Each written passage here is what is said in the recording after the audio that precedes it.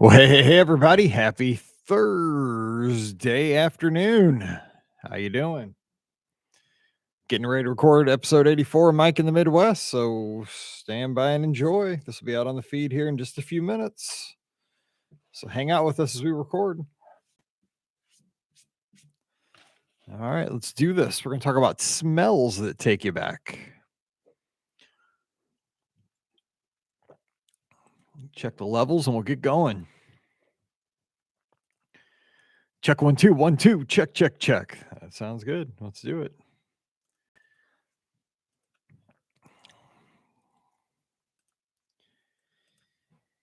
Well, hey, everybody. Welcome to episode number 84 of Mike in the Midwest, a mini podcast for the amazing patrons just like you of the Be Our Guest podcast. We are coming to you live here from snowy St. Peters, Missouri on Thursday afternoon, February 3rd, 2022.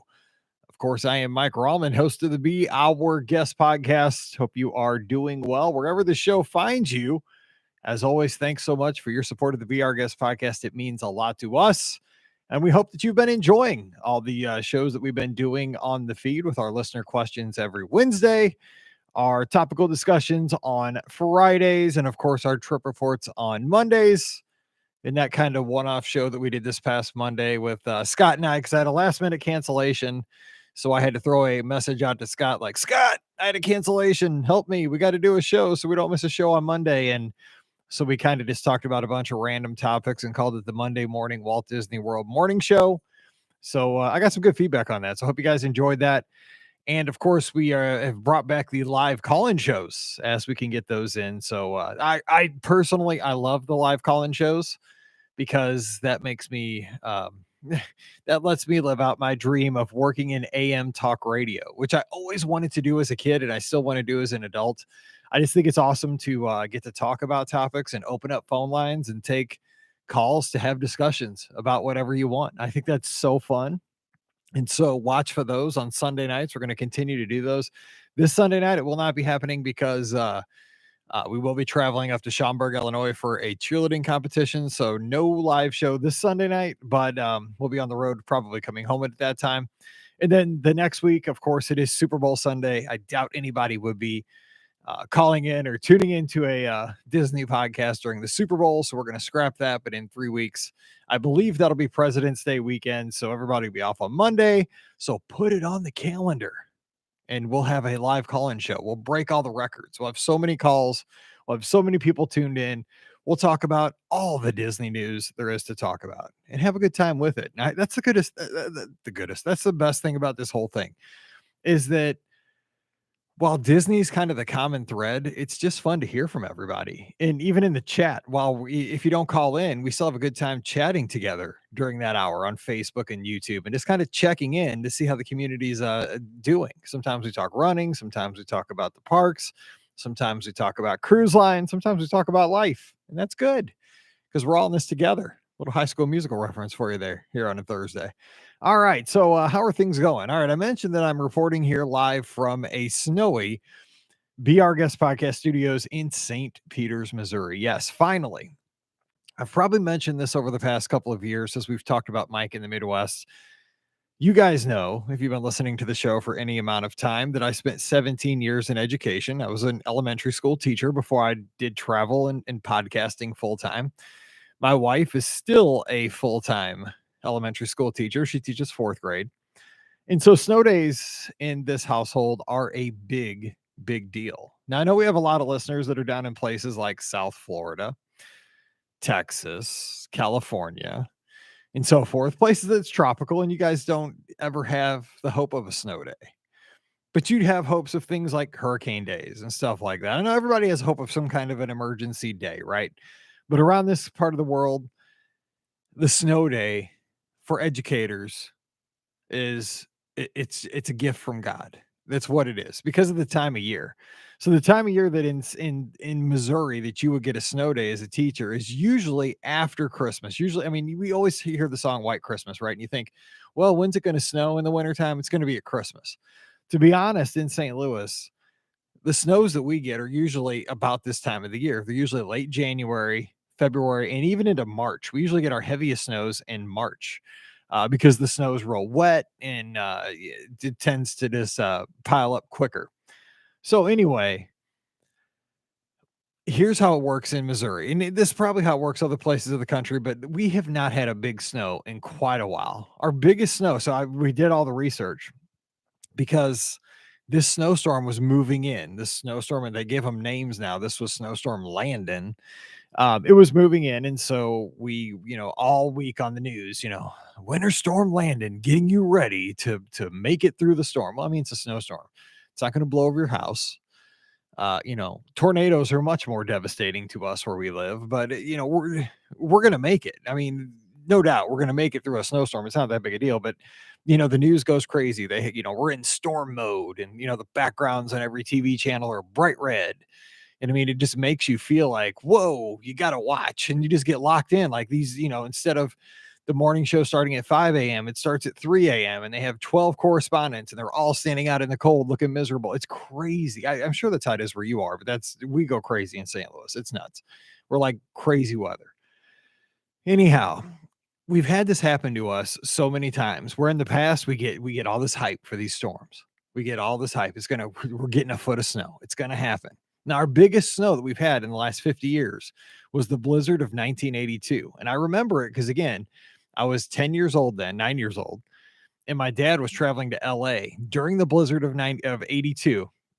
He was going for a convention, and it was a huge snow. I remember because he had a hard time getting to the airport. He was flying on TWA out to LAX because he was selling these road cases that him and his buddy made for bands and so forth out of our garage. And he really struggled to get out there. I remember the whole city shut down. Of course, this was 1982. It wasn't 2022, but so we're getting all this hype that this storm could rival the blizzard of 82. And I mean, people have talked about the blizzard of 82 around St. Louis forever. And so, part of me is like, I've heard this before, right? And so the blizzard of 82, just to put it in perspective for everybody on the East Coast that's laughing at us, was 13.9 inches of snow at the airport in St. Louis, 13.9, so 14 inches. So if we get a foot of snow, that is a big deal in St. Louis. So this time we're getting, they're like, we're going to get, and so you start watching, a week out, 4 days out, 3 days out, and they show the projections. They don't tell you how much snow you're going to get. They're just like, oh, we're in the heavy band, but they're like, it's too early to give you numbers. I'm like, come on, weather person, give us some numbers. What are we looking at? Finally, they start giving you numbers. And on the Weather Channel, we're in this dark purple section and it says 18 to 24 inches. I'm like, holy goodness. I mean, when 13.9 is your record and you're in the 18 to 24, you're like, whew. And when you drive a Jeep Wrangler, you're like, oh yeah, let's go. Because I want to get out in it. So anyway, but I'm telling you what, here's the thing about these snowstorms. We've had this hype before. We've had this hype many times before. And we'll get a dusting. We'll get 2.5 inches. 3 inches. We never get the big stuff. And there's a joke in St. Louis. No kidding. There's a joke that the Gateway Arch, if St. Louis, the city of St. Louis, we have the arch down by the river in downtown. And people joke that the arch deflects these big storms so we don't get hit by them. It's some kind of a artificial phenomenon that the arch keeps the big storms away from St. Louis, and they always miss us. There's a dry slot right over our city. As teachers, we hated that, but it would happen all the time. So anyway, and the thing is, as teachers, we would go to bed, we're guaranteed we're not going to have school tomorrow. There's so many times when I taught with my buddies and Pam too, we'd all be like, dude, there's no way this one can miss. We're staying up all night. We're going to go out. We're going to sing karaoke. There's no way, on a Wednesday night, there's no way we're having school tomorrow. This one cannot miss us. It would miss. And then we'd be at school the next day just fired up because the storm missed. How did it miss? Anyway, this one, for once, did not miss. It is still currently snowing. It has snowed for the last about 36 hours. We have 11 inches, I think, or so on the ground outside. And it's fun. I mean, it's exciting. It's wintertime. We're supposed to get snow. Everything is shut down. The girls were off Wednesday. They're off today. They'll probably be off tomorrow. Our grocery stores closed early yesterday. Our grocery stores are closing early today. Everything is closed, really, to be honest. It's just kind of fun. We're kind of trapped in the house, but that's not a big deal for a couple of days. I did go to Target yesterday in my Jeep. I have a Jeep Wrangler 2012, just 10-year-old old reliable Jeep, and got in it and just right up to Target, and I was out of Coke Zero, national emergency. So pick that up with no problem, just right across the street. Got it. So, it's not as bad as you might think, but it's kind of fun to get a decent snow. Like, it's fun to see Mallory playing with Riley. I posted a reels on Instagram, and that's what kids should be doing right now, right? The kids should all have a memory of a good snow and a good snow day.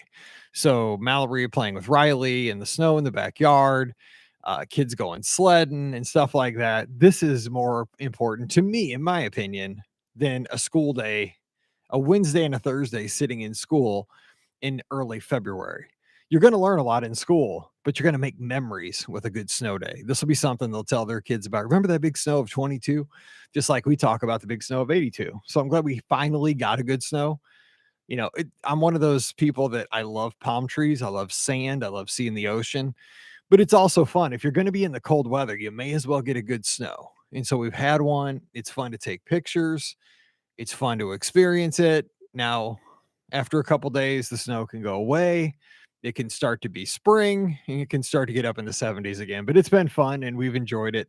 So that's been the excitement of this week. The big snowstorm actually that did come true, which it never does, but it did. And again, tomorrow we're supposed to be headed out early to Schaumburg, Illinois for cheerleading.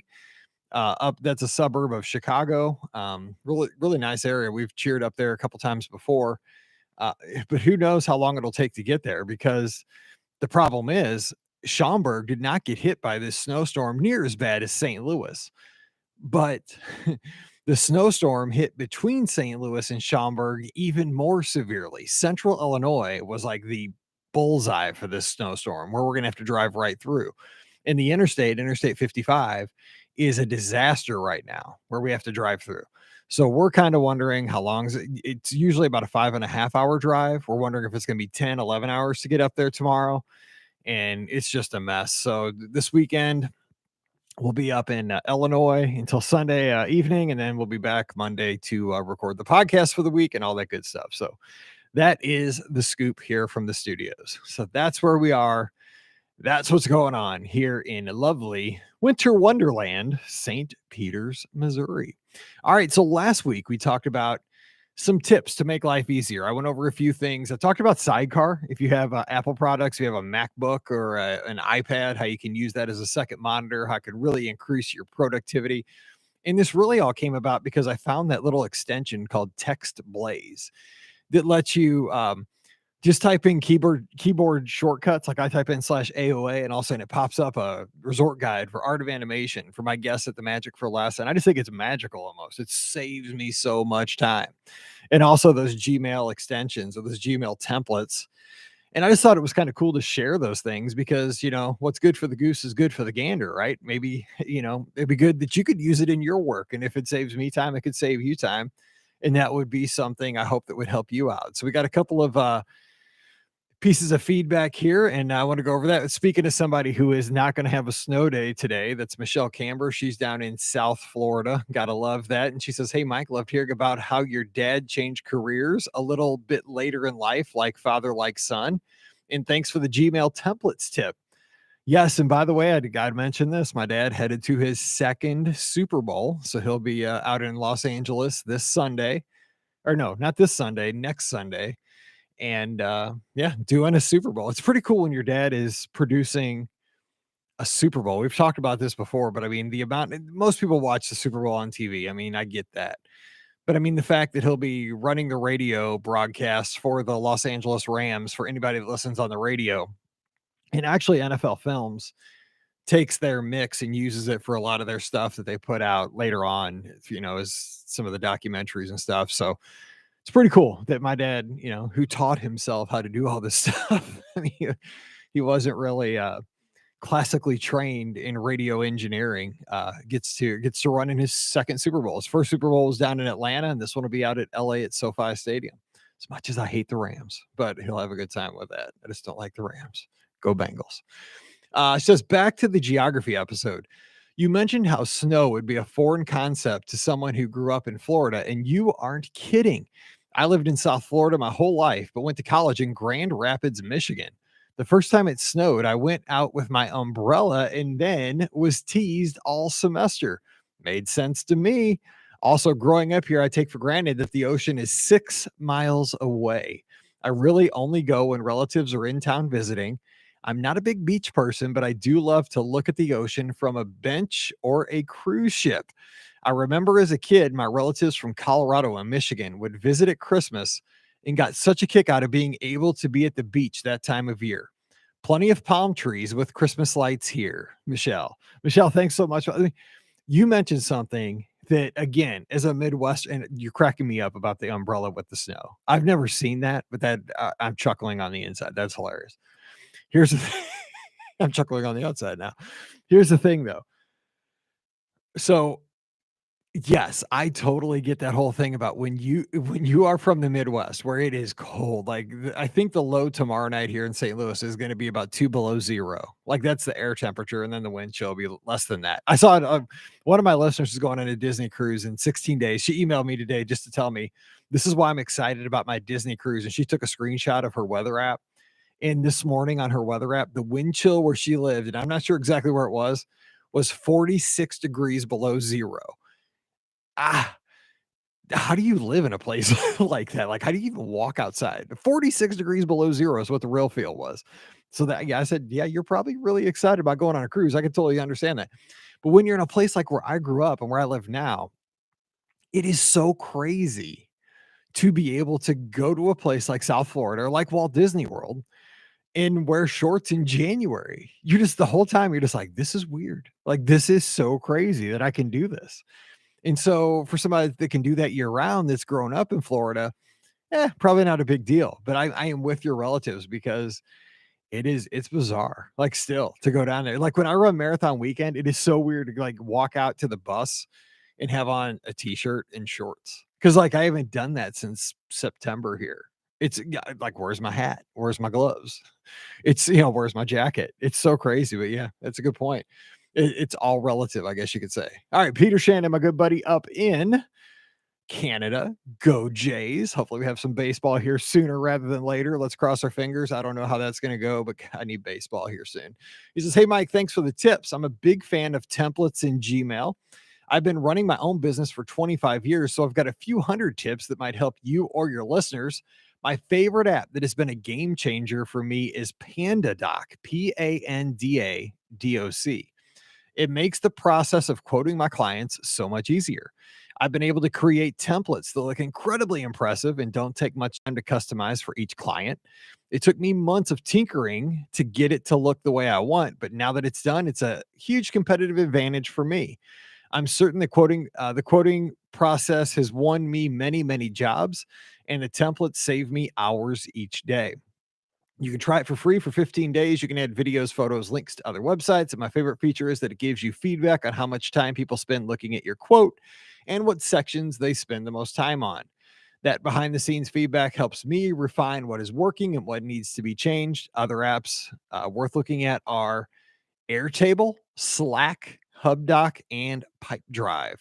All super helpful for me, saving time so I can listen to more podcasts. Peter, thank you so much, Peter. I love this. I mean, that's some more stuff I'm going to look into. Again, is somebody who always wants to do my job a little bit better each and every day, learn something new each and every day.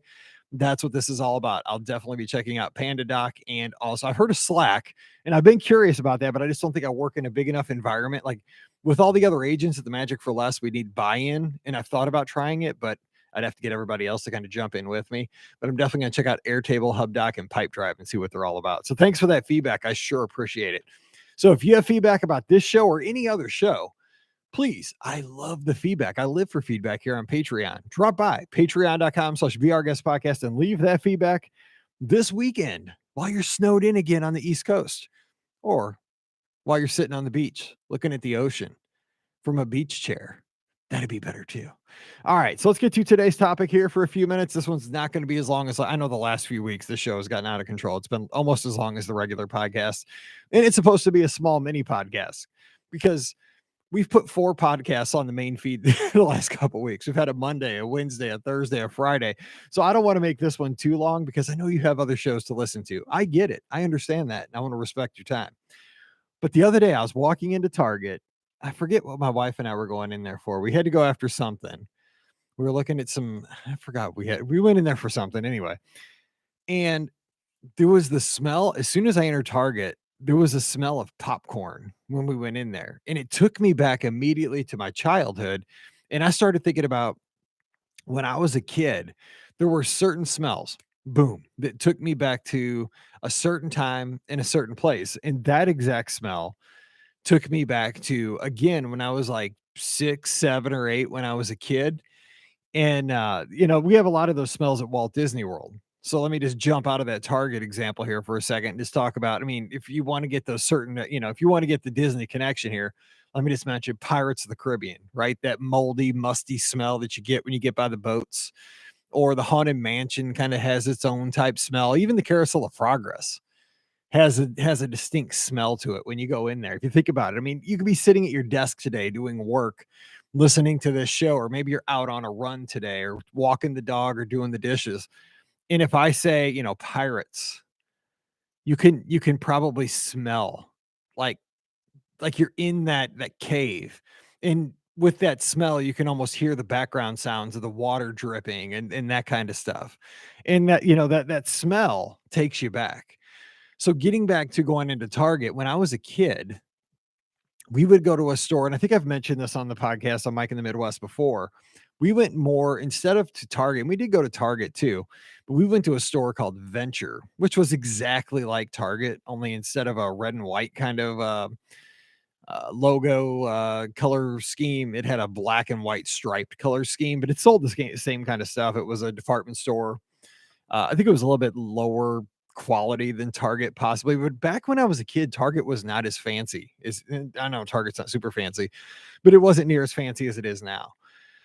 So as you went in Venture especially, but I think it was the same way with Target, there was a little mini snack shop like right at the entrance. And it wasn't fancy, but it sold hot dogs, pretzels, sodas, ices. Remember those icy machines, kind of the well, I mean, they're ices. They got the mix of like ice and soda or ice and like cherry things. And but the biggest thing they sold there was popcorn. And so I guess they would entice you to get, maybe a soda and a popcorn so that while you're shopping, you have something to munch on, or maybe on your way out after you shop, maybe you're hungry. Maybe you'll grab a pretzel and an icy to take with you on the road. I don't know, I guess it's just another way to make money from your shoppers. But I just remember when I was a kid, that many times my mom, when she would take us shopping, this is again when I was real little, probably 6, 7, 8, she would get us a bag of popcorn and a soda or an icy. And so then, she'd throw us in the cart and, haul us around the store as we had to do our shopping. And I still remember like the smell because you would go in and that smell of popcorn popping, that real strong smell, it just took me right back to Venture. And I don't know why it doesn't take me to Target because Target had the same thing. And that's where I smelled it the other day. It was at Target, but it reminded me of Venture. Another place that same exact smell reminds me of is the roller skating rink that I managed when I was in high school and in college. Because again, we had the same type of popcorn machine, and we were always making popcorn at the skating rink because that was one of our biggest sellers. It was the cheapest thing that we sold. It made us a lot of money, and we were always making popcorn. So as soon as you turn the corner in the skating rink to go back to the snack bar, boom, you smell popcorn. And that smell always takes me first back to Venture when I was a kid. But when I smell popcorn, and a lot of people are saying, Mike, how does that not remind you of a movie theater? But again, when I was a kid, I didn't go to a lot of movies. So I know a lot of people are saying if I smell popcorn, it takes me back to the movie theater of my childhood. Nope. For me, it takes me back to Venture, the department store, which was like Target, and also Target, but mostly Venture. Another place, speaking of the roller skating rink, another smell that takes me back. Now, you don't get this smell very often, but I have smelled it sometimes. There was this distinct smell. And I haven't smelled this in years, but it was once a year at our skating rink that I ran. We had to do something to the floor. Now, roller skating rinks are usually the floor itself is usually either concrete, and that would usually be a lot of times it'd be like a blue color in most roller skating rinks, or if you had a really nice floor, it was wood. We did have a nice wooden floor at our skating rink. Now, it wasn't a huge floor, but it was a nice wooden floor. And if you had a wood floor, and sometimes even with your concrete floor, you would have to put what was called roll on it once a year to kind of keep it in shape. And what that was like a real nice plastic coating that you would roll on with paint rollers, and it would have to sit for 24 hours to cure. And then it would basically protect the floor for the next year, 6 months, however often you wanted to put it on. But that stuff was expensive. And you got to remember how much square footage a whole skating rink is. It's big. But we would have to lay that stuff every year. We did it in the summer. Usually we did it over a holiday weekend, either the 4th of July weekend or like Labor Day weekend, because the rink would have to be closed for about 48 hours for us to do it and let it sit for 24 hours to get it done. And so we always had a good time when we did that because we'd close up the rink. We'd have to get out there, about 4 or 5 of us with these big, just it's basically like painting a wall with big rollers, use paint rollers on big sticks. You're not on your hands and knees, you're standing up, but you're rolling this stuff on this huge roller skating rink floor, and you go over it 2 or 3 times. But this stuff, who knows? This stuff was probably toxic. I mean, it had a distinct smell. It was very, very strong. And every once in a while, I'll smell something that smells like that. Boom. Immediately takes me back to the crazy times we had laying the roll on. That's what it was called at the skating rink every summer. And the stuff that we'd order pizza. We would take time because your arms would like about to fall off. And we had a bubble hockey machine. I don't know if you know what a bubble hockey machine is, but it was like the Russians against the United States. And it's this little, it's kind of like foosball, but you get on each end and you play. The puck pops up and the little hockey players are in this like plastic bubble and you play against each other. So we'd take a break halfway through rolling the roll on and have a little bubble hockey tournament. We had pinball machines and arcade games, and man, we had a good time. Like while we were working, because there was no stress, we'd take breaks. It was always a good time to, it was hard physical work because to be honest, when we worked at the skating rink, none of us ever worked really hard. Basically, like when I worked there, I just made sure everybody else did their jobs, and I'd play music from the DJ booth and eat hot dogs and pretzels and drink Pepsi. That was it. This was physical labor, but we also had a good time. So anytime I smell anything that smells like, I don't even know what it smelled like. It smells like roll on to me because growing up in a skating rink, I smelled it so often. It has a very, very distinct smell. So if I ever smell that at any other kind of an industrial environment, boom, I'm at the skating rink. A few more of these other things that take me right back to a certain time and a place. In the summertime when it's super hot, if I'm at a place that has blacktop and a thunderstorm comes along and it's been really hot and really sunny, then boom, a thunderstorm comes on and hits that blacktop. There's a super distinct smell. And I know you're with me on this one.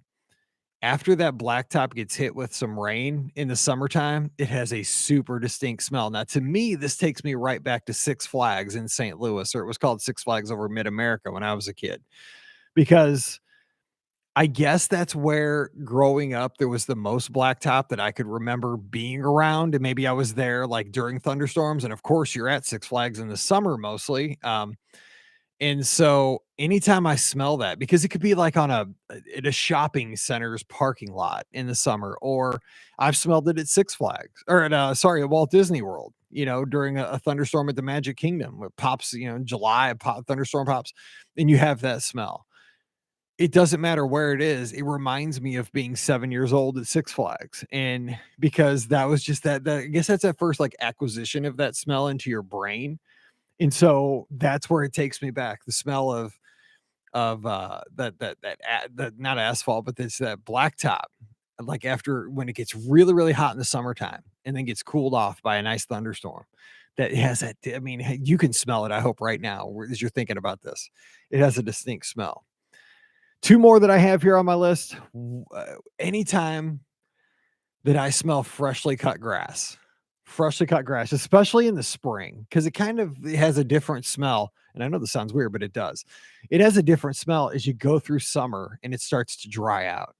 But in the springtime, say April or May, freshly cut grass, as soon as I get a whiff of that, I'm back at Weehop baseball fields. Now, here's the weird thing. Not only am I back at Weehop baseball fields, which is the ballpark, the Little League, actually it was Corey League, where I played as a kid and I umpired, and it was I lived there. I was there you think I'm exaggerating. I am not. There's a whole episode about this on Mike in the Midwest. 11 ball fields. Half of them had lights, half of them didn't. I umpired there. There were batting cages that my grandpa, my dad built there. There was a huge snack bar. I mean, it's just all my friends were always there. I was there every single night. If I was playing, great. If I wasn't playing, I would go up there and umpire. If I wasn't umpiring, I would just hang out there. I loved playing baseball. I love baseball. But the thing is, there were certain weekends, there's about 2 or 3 weekends a year that WeHop would host these huge baseball tournaments that we would either play in, or if we didn't get in this tournament, I would umpire the games in the baseball tournament. And the thing is usually your baseball games at WeHop were either at 6:15 in the evening or 8:30 at night. That was usually on weeknights, that's when you played. But when they had these tournaments on the weekends, the first games would start at 8 o'clock in the morning and they would go every 2 hours, 8, 10, 12, 2, and so forth. So they can get as many games in as possible for the weekend. And I just remember like there was a distinct smell being at WeHop at like 6:30 or 7 o'clock in the morning. There was dew on the grass. They had just cut the grass the night before. They laid out the fields because it's a tournament. You want to look nice. They've really, done up the fields. But those certain mornings, it was almost like Bad News Bears where they did the fields up so nice. We were better than the Bad News Bears, by the way. But when I smell that freshly cut grass in the spring, it takes me back to Wee Hot Fields. And here's how like the brain stores memories. Not only does it take me back to Wee Hot Fields, I can see diamond number 4, which is bizarre because it was right by the umpire shed, and like we're getting ready to go out to play ball, or I was getting ready to umpire. I can't recall, but that's how that memory, fresh cut grass, Saturday morning, tournament day, Wee Hop baseball field. For some reason, I'm looking at diamond number 4. I want to know if this does this kind of stuff to you, if smells are that specific in your brain. And I can't wait to hear all about these on the feedback for next week. My last one that I have is that this was in my teaching career, kind of bringing this all full circle with the snow days and so forth. When we would go back to school in the fall, the elementary school has kind of been locked up, all kind of closed up since the last day of school, maybe at the end of May, beginning of June. And then as teachers, we would go back in during what was called O week or orientation week. We would go in and that's where you got you'd pull the desks back out. You would put the books in all the desks. You would put name tags on you did all the stuff you had to do to get ready for the first day of school. You would take about a week to get everything ready. When you would walk into that school after it had been sitting for all of June, all of July, and part of August, there was a smell to it. And it wasn't even like a stale smell, but it was like a smell of I don't know, of just like nothing, like just the air has not moved in this building. It wasn't necessarily unpleasant, but it never had that smell once the kids came back. Once the kids came back, it smelled like kids, which wasn't great all the time. I taught 6th grade. Never good. I was always telling kids, deodorant is your friend. But the thing is, there was just this smell of like a closed up school, and you only had it for a few days. And then the school would kind of get its own kind of life going again. It would, people started passing through, teachers started opening windows and doors, and it all went away. But when you got back into that school at the very, very beginning of the school year, there was definitely a smell that I call the beginning of the year school smell. And it was very distinct that I can still smell sometimes when you walk into a building. You can smell that, and it takes me back to a beginning of a new school year. And it kind of smells like potential and a new beginning. It's kind of interesting. All right, so that is where I'm at today. And those are some of the smells that take me back. Now, here's the fun part. I think sharing is caring, and I love to hear your feedback on all this.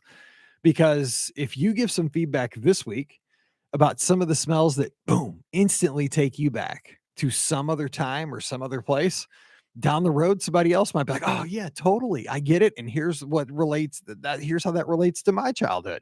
And that's kind of how I always want this show to be. I want it to be about memories, not about my memories necessarily, but about our memories and our childhood memories. Because a lot of ways they're the same, and a lot of ways they might be a little bit different, here in Missouri or in Florida or in Canada or where have you. But that's what this is all about. It's a lot of fun. So I hope you enjoyed today's show. And hopefully all your smells are pleasant this week. Let's hope that. Not always the case around here, but we'll do the best we can. So you guys stay safe, stay healthy, have a great weekend. We'll be back again next Thursday. Take care of each other, and we'll see you real soon.